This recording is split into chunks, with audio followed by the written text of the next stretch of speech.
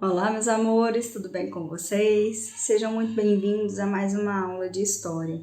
Como eu disse para vocês, quando a gente termina o período napoleônico, a gente volta para o Brasil, tá? Então, nesse momento, nós vamos voltar para a história do Brasil.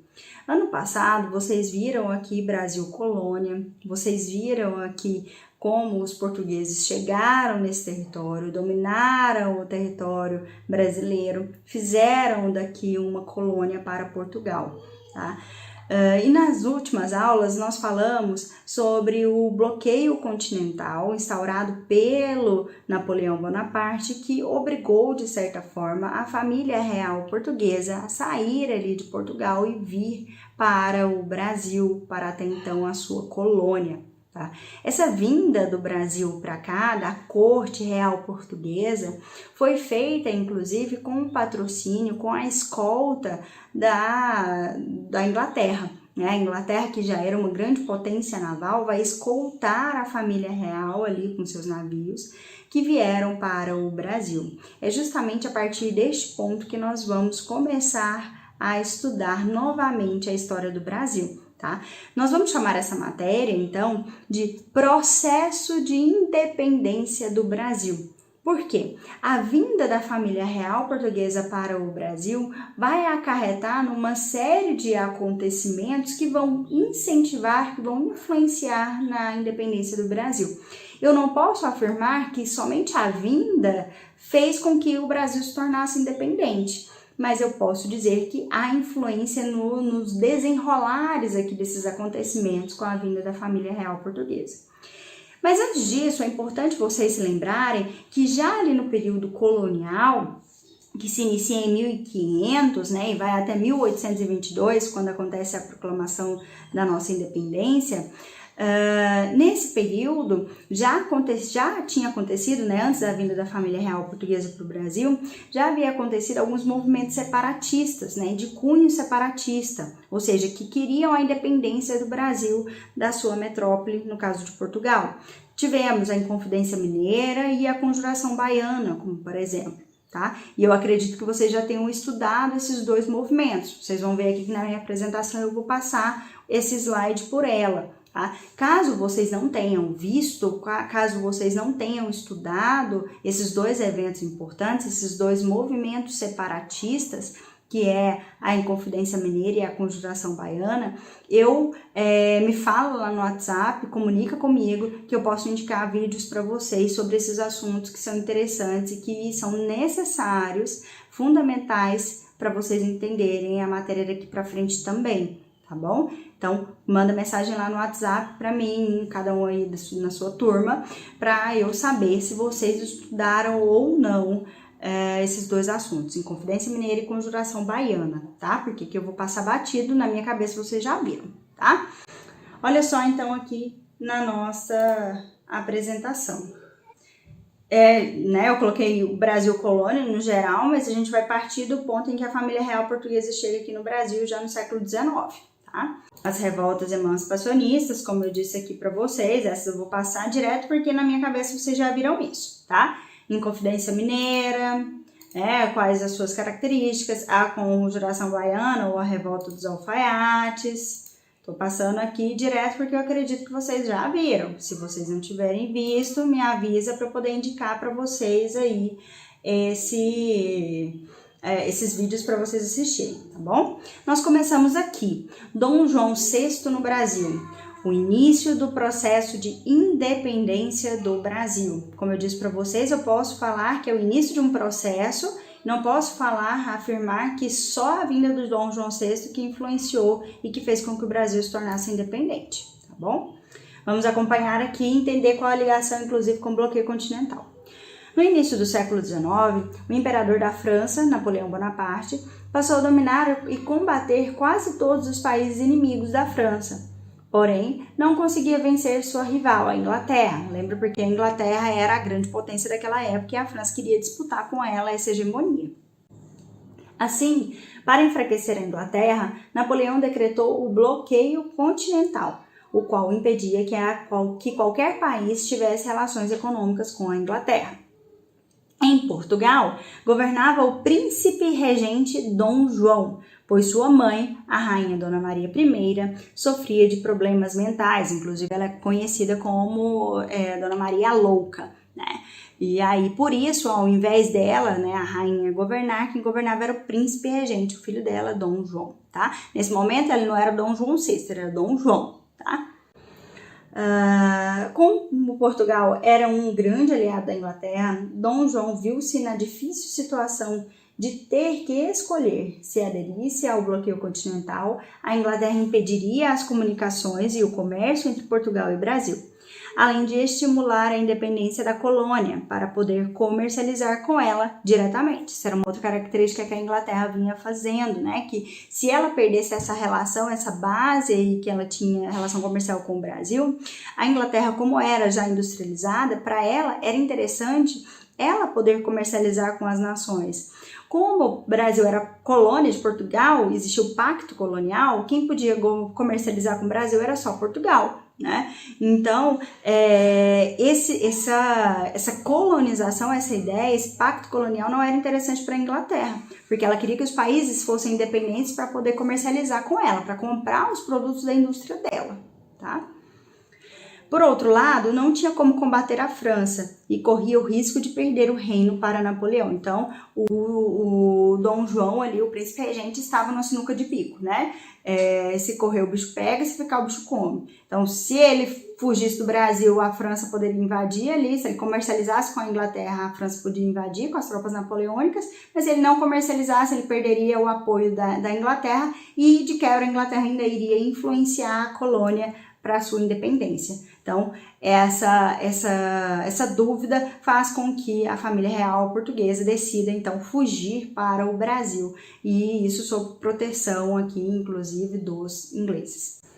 Seguindo aqui, né, a vinda da família real portuguesa para o Brasil acontece em 1808, e aqui temos uma imagem que mostra aí o embarque, né, do príncipe regente lá em Portugal, com toda a sua família, grande família real portuguesa, com obras de arte, né, com vestidos. As mulheres vão trazer aqui para o Brasil seus vestidos europeus, né, para utilizar aqui no país tropical, inclusive, né, enfim. Muitos dos navios foram ocupados com essas ferramentas, com esses utensílios que eles usavam no dia a dia, com vestido, piano, livros, né, que eles trouxeram tudo para cá. Essa decisão foi tomada às pressas e contou com a ajuda da Inglaterra, que vai escoltar, né, que escoltou a corte portuguesa até o Brasil e em troca receberá benefícios econômicos que a gente vai vendo aqui mais para frente. Em novembro de 1807, a família real e seus parentes, funcionários do reino, criados e dependentes, embarcaram para a colônia. Chegaram aqui em 1808, né, em janeiro de 1808. Somavam cerca de 15 mil pessoas que viajaram mal acomodadas em 14 navios carregados com tudo que conseguiram trazer: bens pessoais, documentos, bibliotecas e obras de arte. Carlota Joaquina, por exemplo, a esposa de Dom João, não queria vir para o Brasil e detestou esse lugar. Uma epidemia de piolhos forçou as damas da corte a cortarem os cabelos. Por isso, chegaram aqui com turbantes na cabeça, e as mulheres da colônia achavam que era a última moda na Europa. Para você, aqui uma curiosidade, né, histórica.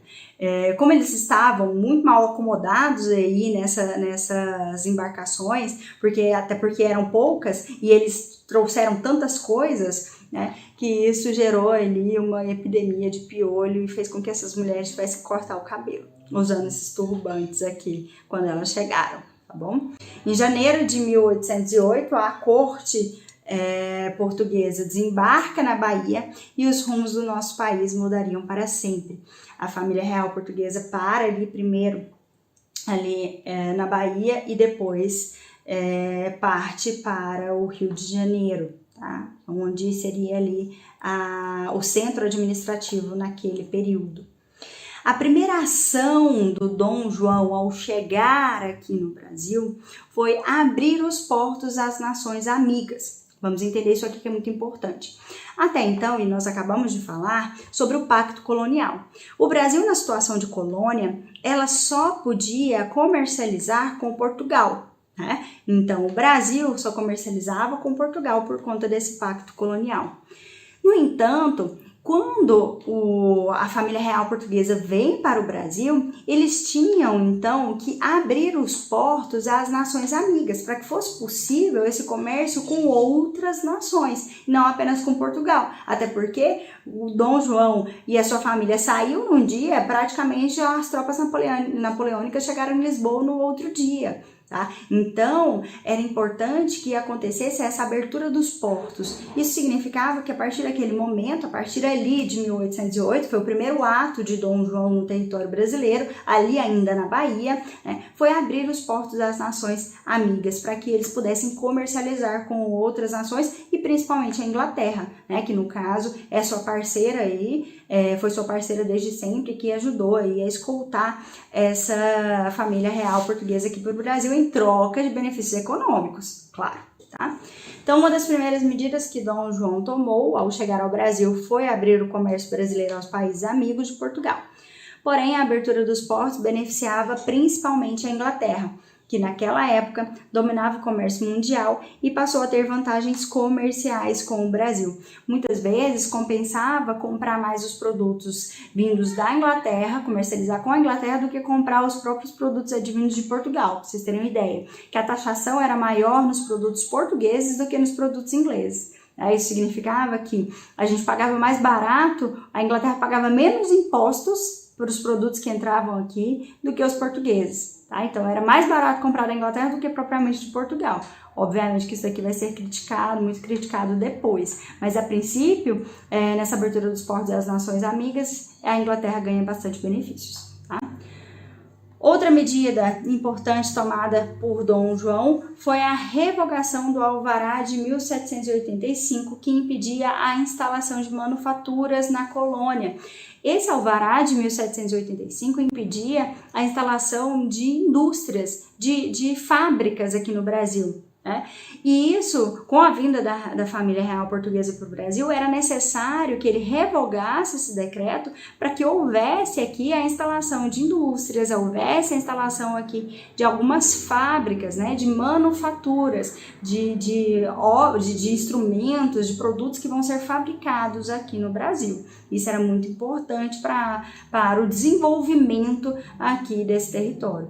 Percebam, meninos, que ao vir para cá, a família real portuguesa precisa adaptar esse território, adaptar a colônia para o mais próximo possível da metrópole. Por isso que ela vai fazendo, né? Por isso que Dom João vai fazendo aqui, vai tendo essas ações, abrindo os portos das nações amigas, revoga o alvará que proibia a manufatura, para que aqui agora fosse construído um ambiente, uma sociedade, termos econômicos semelhantes à metrópole. Então agora era necessário desenvolver economicamente também o território brasileiro, tá? Mas ainda continuávamos na situação de colônia, tá? Até agora em pouco que eu vou contar para vocês, em 1815, tá?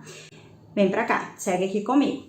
Em março de 1808, a corte portuguesa segue viagem para o Rio de Janeiro. E aí é óbvio que essa família real portuguesa é recebida aqui no Brasil com muita festa, né? Uma receptividade, óbvio, da nobreza que estava aqui no Brasil, né? De forma que eles vão ser recebidos com festas, enfim, com cerimônias de homenagem e tudo mais, como mostra aqui essa imagem, tá? Que existe aí a sociedade, né, vai passando para beijar a mão de Dom João, tá? Porém, havia um problema.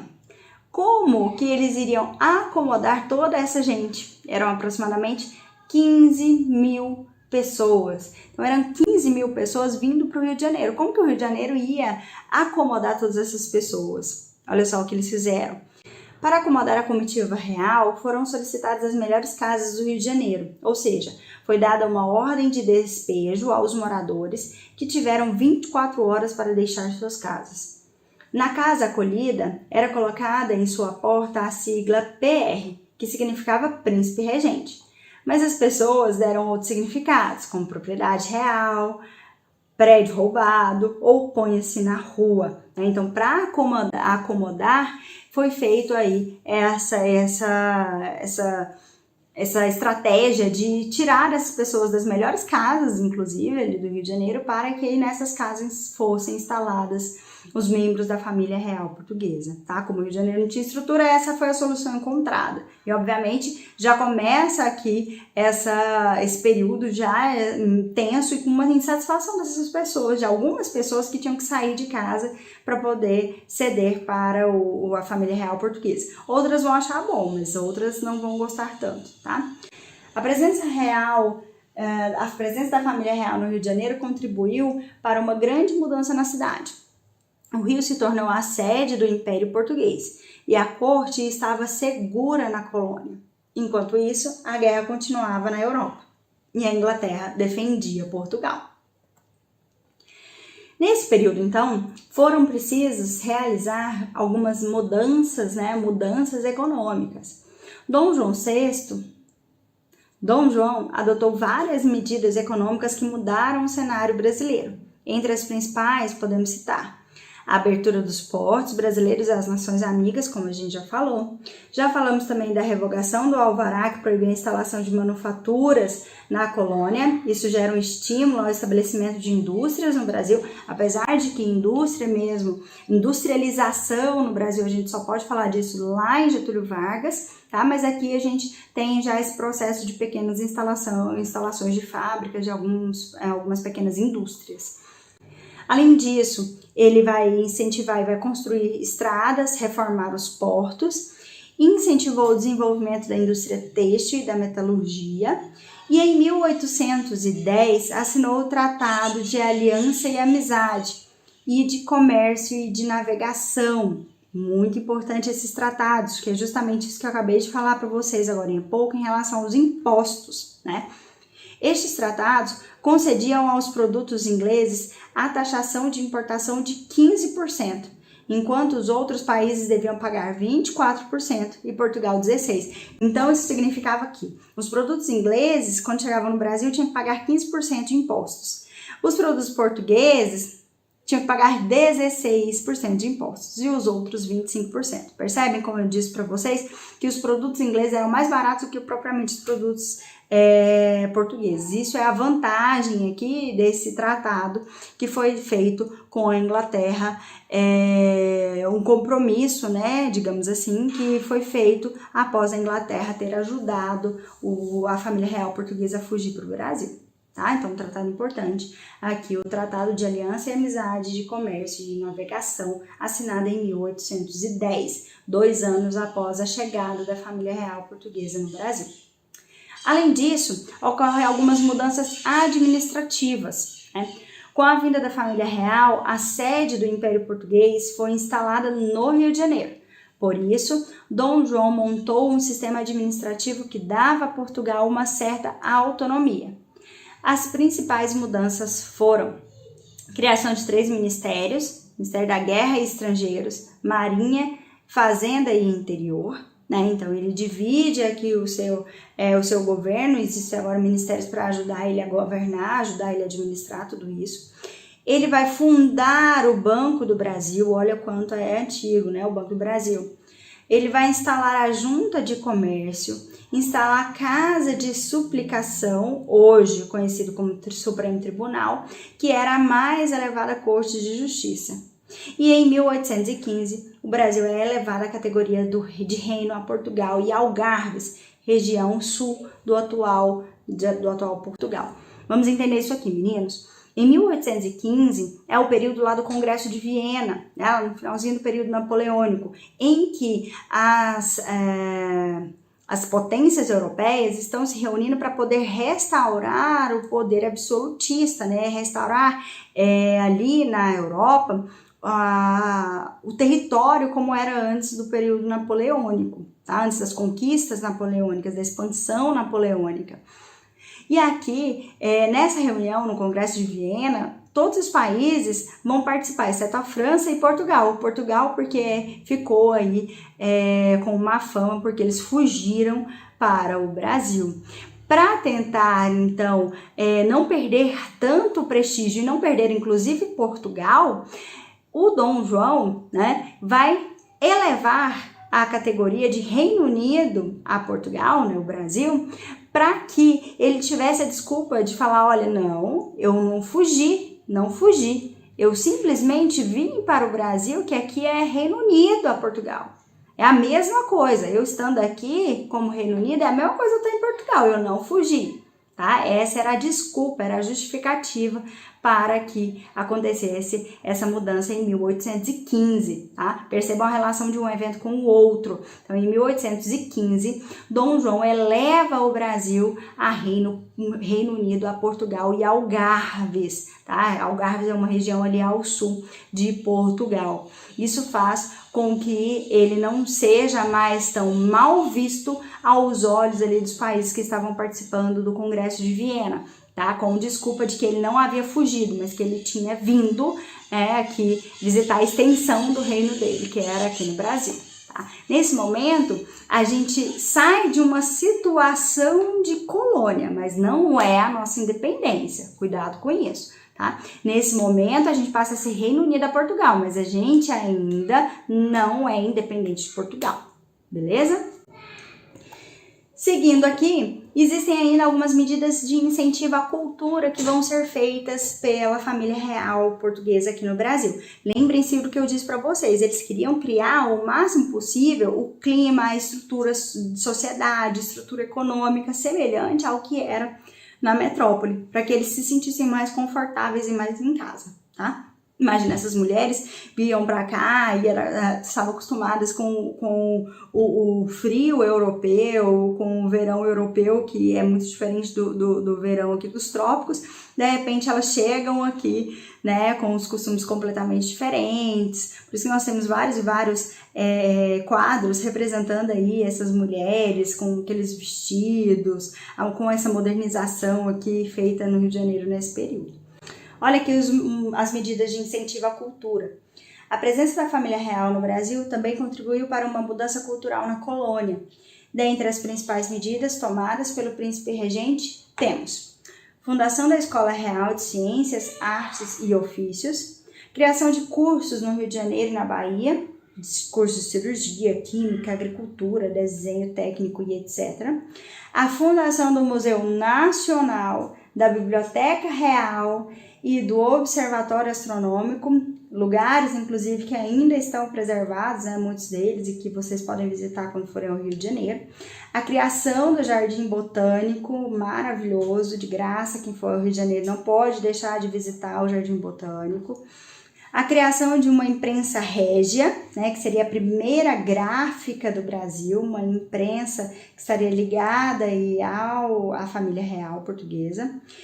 E vai estimular o desenvolvimento das artes com a vinda da missão francesa para o Brasil. Nesse momento, então, nós temos uma tentativa aí de adaptação a essa vida semelhante ao que acontecia ali na Europa, tá bom? Temos aqui umas imagens, né, aqui, por exemplo, o Arquivo Nacional de como seria o Jardim Botânico, né, o projeto do Jardim Botânico, e uma imagem, né, uma foto do que é o Jardim Botânico hoje lá no Rio de Janeiro. Mais uma vez, eu aconselho quem for ao Rio de Janeiro, algum dia não pode deixar de passear, de ir lá no Jardim Botânico, tá? Aqui a Gazeta, né, que era usada como jornal oficial do governo, como eu disse para vocês, uma imprensa, né, criada aqui. Lá eram publicadas nomeações e diversos atos do Estado. Inclusive aqui esses arquivos muito provavelmente estão lá na Biblioteca Nacional, arquivado. Com a derrota de Napoleão, os artistas que serviam na sua corte pediram asilo a Dom João. Era hora de embelezar a corte. Então esses artistas vieram para cá, para o Brasil, para desenhar aí, para poder representar, né, e fazer com que houvesse essa característica mais modernizante no Brasil nesse período. Temos ainda, né, o tráfico de escravos, que ainda era muito lucrativo e que envolvia as classes dominantes. Assim sendo, mesmo com toda a pressão da Grã-Bretanha, ele só foi abolido por Dom Pedro II lá em 1850. Olha só, vamos comentar sobre isso aqui que é importante. O tráfico de escravos, meninos, era um comércio extremamente lucrativo, tá? Extremamente lucrativo. Porque eles tinham que buscar o escravo, né? Buscava o africano lá no continente africano, traziam para cá e vendiam muito caro. Eu sempre falo isso para os meus alunos, olha só. A mão de obra escrava é barata, porque a partir do momento que você compra o escravo, você não precisa mais pagar para ele, né? Você não vai pagar salário. Mas o escravo em si é caro, muito caro, tá? Então, o tráfico negreiro era muito lucrativo e ele vai continuar no Brasil existindo até 1850, quando vai ser criada a lei, se eu não me engano, Eusébio de Queiroz, que vai barrar, que vai proibir o tráfico negreiro. Mas mesmo assim, a escravidão no Brasil só vai ser abolida lá na frente, em 1888, pela princesa Isabel. Tá bom? Por conta de uma série de outros fatores, a gente vai estudar sobre isso. Mas até então, por mais que a Inglaterra pressionasse para acabar com o tráfico negreiro, para acabar com a escravidão, porque para ela era interessante que se acabasse com a escravidão, pensa na lógica, eles eram uma indústria, eles eram industrializados. Você, para sustentar um sistema desse jeito, e um sistema com indústrias, você precisa que as pessoas comprem os produtos que você está produzindo. Só que você só vai poder ter esse mercado consumidor se essas pessoas tiverem dinheiro. O escravo não ganha salário. Então, para essa lógica capitalista, para essa lógica industrial, o escravo não se encaixa. Por isso que era interessante para a Inglaterra que as nações se tornassem independentes e sem escravidão, para que ela pudesse comercializar com essas pessoas e essas pessoas pudessem ter condições de comprar os seus produtos. Tá? Então, escravidão é uma coisa que não combina com... escravidão é uma coisa que não combina, então, com essa industrialização, com esse sistema capitalista, tá? Seguindo aqui, em 1816, a rainha Dona Maria I morre e o príncipe regente é aclamado e coroado rei com o título de Dom João VI. Então, é a partir de 1816 que Dom João deixa de ser o príncipe regente, apesar de executar todas as funções referentes ao rei, ele não tinha o título de rei, porque quem era a rainha até então era Dona Maria I, a sua mãe. Quando ela morre, em 1816, ele se torna o Dom João VI mesmo, tá? O rei ali de Portugal. Na aula de hoje a gente fica por aqui, espero que vocês tenham entendido. Na próxima aula nós vamos falar ainda sobre a Revolução Pernambucana e como aconteceu aqui outras mudanças, outros processos muito importantes para a independência do nosso país, certo? Qualquer dúvida, manda mensagem lá no WhatsApp que eu estou preparada, pronta lá para receber vocês, receber a mensagem de vocês e conversar, tá bom? Grande beijo e até a próxima. Tchau, tchau.